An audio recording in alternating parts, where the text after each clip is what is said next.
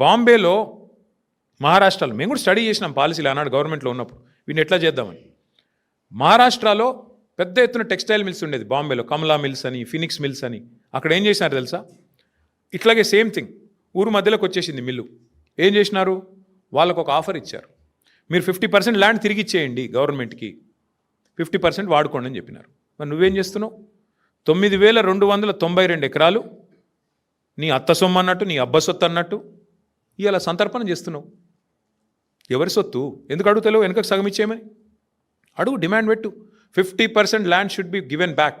కట్టు, అందులో ఇందిరమ్మ ఇల్లు కట్టు, హాస్పిటల్ కట్టు, పేదవాళ్లకు మరి బ్రహ్మాండంగా ఇల్లు కట్టి మేము వద్దంటున్నామా? శ్మశాన వాటికలకి పార్కులు కట్టు. ఇది ఏది వద్దంట. హైదరాబాద్లో ఇంచు జాగా దొరకది. చూస్తున్నాం, హైడ్రా తెల్లారు లేస్తే రాచకం. ఏది పేదవాళ్ళ మీద 40 గజాలు 30 గజాలు పోయి కులగొడతా ఉంటారు. మరి 9,292 ఎకరాలు నీ అబ్బ సొత్తా, ఏ సొత్తా?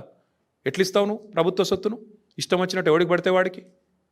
ఈ విషయంలో వదిలిపెట్టం, ఊరుకోము. ఇది పెద్ద లూటు, ఇంతకు మించిన దోపిడీ బహుశా భారతదేశంలో ఎక్కడ జరగలేదు. ప్రభుత్వం డైరెక్ట్గా క్యాబినెట్లో పెట్టి ఇవాళ దోచుకునే ప్రయత్నం చేస్తూ ఉంది.